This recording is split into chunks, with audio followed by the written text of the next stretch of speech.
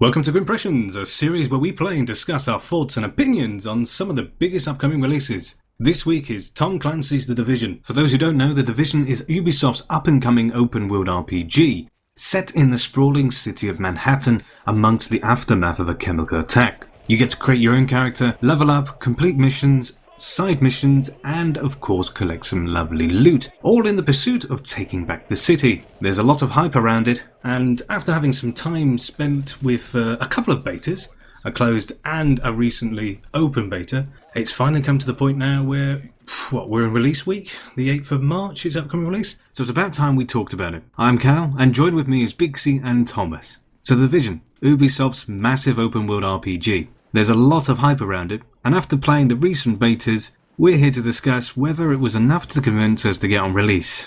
So, to start with, what are we saying, guys? Yeah, I'm getting on release.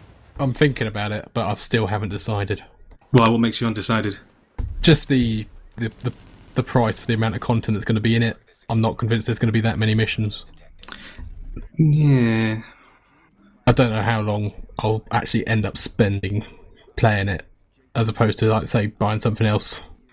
I can see where you're coming from, because that was my initial worry when I bought Destiny at release, and I ended up getting bored of it pretty quickly because there wasn't a lot to do. So I'm a bit like that with The Division at the moment, but I felt like a lot of the Dark Zone stuff might make it last a bit better, but don't really know yet because we haven't seen the full extent of what the Dark Zone is, I suppose. I think that is pretty much the main comparison that everyone's going with the Destiny, is because that was like the first approachable MMO everyone can jump into because it's a first-person shooter. It's from the guys who made Halo, but when it came to being an actual MMO, it was fucking seriously lacking in content. Like, I got pissed off with it because I played the beta. I bought a PS4 for the beta, played it for the weekend, and you got the Earth. You had Russia. Yeah, that was it. You got Russia. And I was expecting a hell of a lot more when the game came out. And then I sort of find out, you've just literally just done the entire Earth. You now move on to the next planet. I went, that was it on Earth. Like 5 missions. Yeah, I remember it being like, there's like a whole universe, and then it was like, there's actually about 5 planets for you to choose. And even then, you can only free roam in like a medium-sized area. And I was like, well, this is a bit rubbish. Well, that's what I saw in the beta for The Division, was that there was about, was it 4 or 5 different areas, one of them being the Dark Zone. It didn't feel like they were distinct, and so if it's just that times 4, like sort of the amount of areas you have, it's just going to feel like you're just running around just an endless city. I don't think there's going to be that much in it.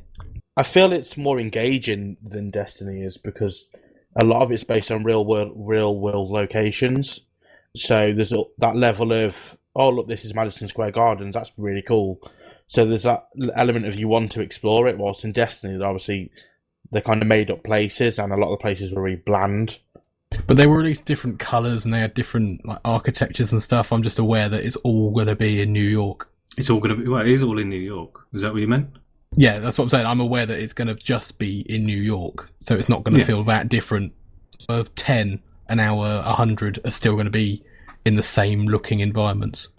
Yeah, I mean, it's more about like quantity over quality sort of thing. I mean, you can't deny visually it looks really fucking damn good, really fucking good looking. The attention to detail is really nice.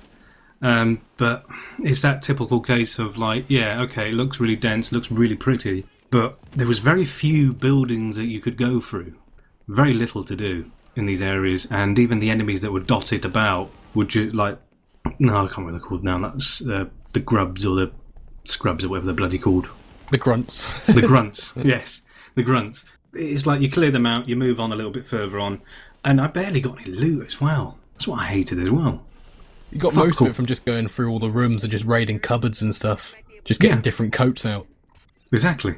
I think it comes down to as well, if they do a Destiny and release it with a smaller amount of content, will it be worth just waiting another year and maybe getting the Division in a year's time when they release the Game of the Year edition with all the DLC? Because I will be annoyed if I buy the game and I finish it, the main story, within like a week, and then I've got to wait around for another 3-4 months for content. And they've already done it with Rainbow Six. Like Rainbow Six, when that launched, Siege, that was pretty lacking in content. So it's not something that Ubisoft are shy on doing either. Yeah, No. my worry with the Division is that it doesn't seem to have that hook to make me last. Like Destiny, I played through the campaign, like you said, in about the first week, but then I'd keep going back in just to do some of the PvP. Yeah, But- that was my main grip with the game. I kept playing it just because it was my main multiplayer game for the time.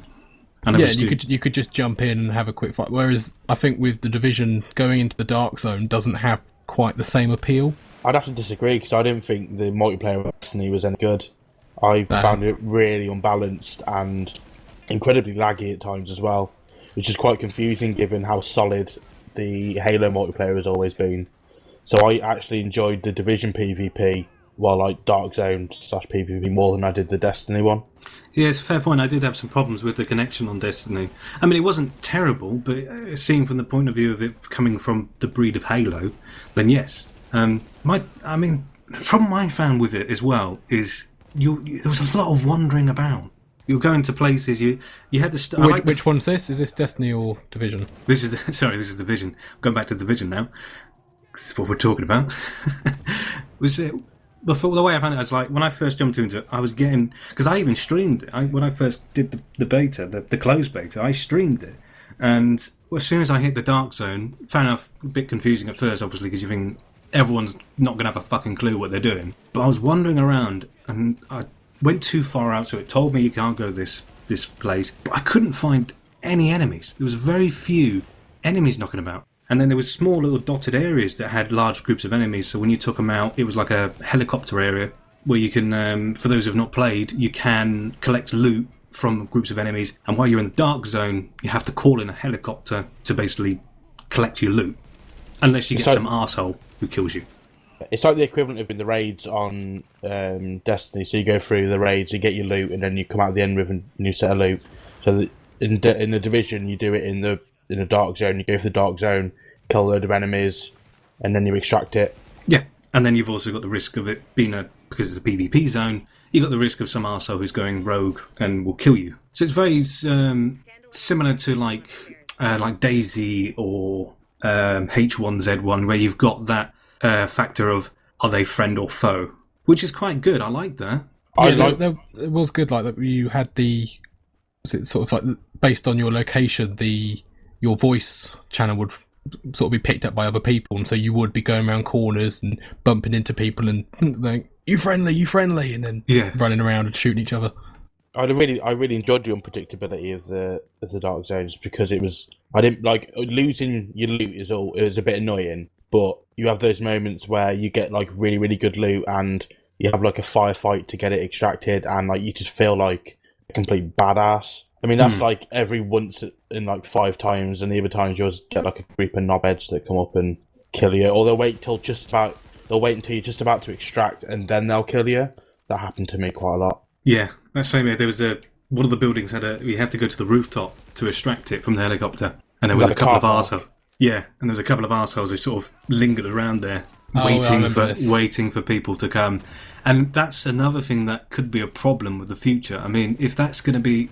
fair enough, the beta is a very small section. The Dark Zone is going to be a hell of a lot bigger. But if people are going to start learning these patterns and start knowing where to go and where to hide out, there's going to be very little chance of actually getting anything decent if you're going to just have some arsehole come up to you, kill you every time and take your loot. I would like maybe some variation where you can... certain extraction points are relocated at random, for example. Yeah, I think it depends on what the player count is. If it stays the same as it is now, which I think is 30 or 25, it's between 20 and 30. I know that much. But if it stays the same player count and you have the bigger area, I don't think it'll be as bad. But if they raise the player count up, it could be an issue. But I think they'll keep it the same. Never did feel like there were that many people around though. I had one time where I was at that car park extracting, and there was a load of people doing a conga line of jumping jacks. So there's a big line of people doing jumping jacks, and like there's loads of people doing it. There's at least 20 people doing it, and then some guy lobs a grenade in and everyone jumps around trying to like either figure out who's killing people, figure out who's trying to save people. It was pretty amazing, to be honest. It was probably my favourite moment on the beta. I just remember that because it was me, you, Cal, Vod, and was it Bob we had with us? Yeah.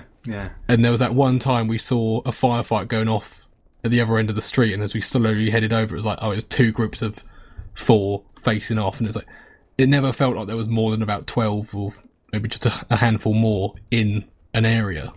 Yeah, it did feel quite desolate in some places. I mean, it's not a bad thing, obviously, because it's supposed to emphasise the lack of people about and show that, this is... Because obviously, you imagine New York in real life, it's fucking packed. So this place has been destroyed by nuclear warfare, or whether it is a chemical... Smallpox, isn't it? It's smallpox yeah. On Black Friday. That's it, yeah. So it's going to make it look like everything's turned to shit. Still can't get certain enemies. Like, I can understand the looters, but there was a bit in it as well. When I was just on the open beta I was playing, there was... Alright, fair enough, it's trying to be an MMO. Fair enough, you're going to get lots of, like, repeated copy and pasted enemies and everything like that. But it made me laugh for the fact that there was these 2 enemies, and there were these big, massive brute enemies with flamethrowers coming towards me. And I was like, shit! I had to leg it, but I braved out and took them down. But I didn't get anything rewarded for it, which really pissed me off. But it just made me laugh, because how diverse are these enemies going to be in the game? It needs a zombie mode. Can you turn into a zombie from smallpox? I don't know. Then again, Ubisoft have never really done like games that they've kind of kept, especially being Tom Clancy. They've usually kept it being, this is believable, this is what could happen, sort of situation with the games. Yeah, like at another point, I think they've got a really good chance here to steal a lot of the Destiny fan base, because I think people are going a bit stale on Destiny at the moment, because it's what, year 3 now, and they've not really announced anything yet. We're a good couple of months into the year and they've not said what they're doing. So I think the Division could potentially steal a large part of their player base. Definitely shines when you're playing in a group, like especially if you go into the dark zone as well. Because the amount of times they'd have people look us up and like you'd go in on your own and they'd look you up and down and be measuring you up like, we could have him, and then like all your mates will spawn on you and they're like, sorry, see you later. Yeah, definitely I would say the cool thing would be to team up with a group of people and head into the dark zone. I think that's one of their main focuses. But when it comes to the story missions, I'm quite happy just to do matchmaking or just going solo. And going back to what we were saying about the additional content, they've already announced the season pass. Obviously, there is one coming. Yeah, it's three major expansions coming out, and for those who don't know, it's actually going to come out on Xbox One first, and then eventually the rest of us. I think it was just come to expect it with games now, to be honest. I don't mind DLC passes as long as the DLC is worth it. So if they actually create good DLC that's fun to play, I don't mind. Say if I'd bought, like, with the Batman Arkham City... No, not City. Knight. Arkham Knight, the DLC for that, the season pass for that was, like, atrocious. As long as they don't do that, I don't mind. But... it's Ubisoft, and you never really know with Ubisoft, do you? Have they talked about supporting it past the first year of release yet? So no mention. Because I've seen that apparently Ubisoft are moving towards longer release windows instead of bringing out games on a yearly basis. So I'm wondering. They finally learned their lesson. Yeah, I wonder if the Division's going to be the first circumstance of that, where instead of just doing a Division 2 in a year's time, or like a year and a half, 2 years, they're instead going to do they support it for 2-3 years and just keep pumping out DLC for it and community stuff. Looking back at like with Destiny, with their promise, with everything, like with the legendary content they're taking King, whatever, then I sort of do imagine they want to keep the support for this. I think the potential's there as long as they don't basically piss off the community. Yeah, and Ubisoft been known for that. Have they been known for that? Either of you got any ideas where you'd want another city to be for the Division? I wouldn't mind doing a London one. I was about to say exactly the same thing then. That would be obviously straight off, this is a new IP, so yeah, there's always that potential, and obviously Ubisoft like to bleed their IPs. The Division, yeah, Division London. What else could we say? The LA? Division Telford. You'll be lucky. I'm half expecting more. Imagining maybe something like Division Tokyo would be cool. Yeah. I'm hoping that I don't want it to fall into a really horrible, like on the missions, just a loop of the same enemies over and over again. So we've seen 2 enemy types so far in the missions. We saw just the standard raider guys that are just people basically obviously trying to rob people and stuff. Then there's the other guy, the flamethrower guys that are quite interesting. But I'm hoping.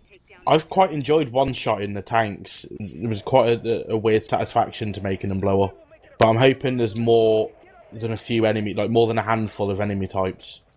Because I think if you're going to have that kind of a sized world, you can't keep bumping into the same factions and groups. No, I'm pretty sure I saw some gameplay during E3 which showed some shielded enemies that were carrying portable shields. That wouldn't be a different faction, though. That would just probably be a mini boss. Yeah, different. I would imagine there'd be more enemies. I'm thinking it more like with Rainbow Six Siege, for example. When you do the terrorist hunt, they're all pretty much the same sort of generic enemies, but you've got 1 or 2. So you've got shield guys, and you've also got the guy who's wearing the explosives on him. It'd be quite cool to have some crazy guy come charging at you with a bunch of explosives, and you have to take him down. That'd be pretty good. Yeah, I would love to see some. At some point in the game, rogue agents that are AI that have got all the same technology and weapons that you have, and you get stuck in some cross fights with them. I think that could be quite interesting. Like that could be a good battle. Maybe like a story mission has you going up against a rogue agent. Like, watch out, he's got the same abilities that you have, and he uses he has his own healing abilities, or he has his own electrical explosives, like the sticky grenade, for example. So you have to watch out from that. Yeah, it'd be like the Dark Link fight of the Division. Zelda reference there. I don't know if anyone got it. Yeah. So what are we saying then as the final decision? So are we going to get it on release, or are we going to wait a little bit? I know you said straight away, Thomas, that you were going to get it on day one. Well, it's my birthday, like a week or so. Well, 2 weeks from now. So I think my girlfriend might be getting it for me. I hope she gets you a pair of socks instead. Well, it was going to be Leeds and Reading tickets, but it's a bit rubbish now. So. What about you, Bixie?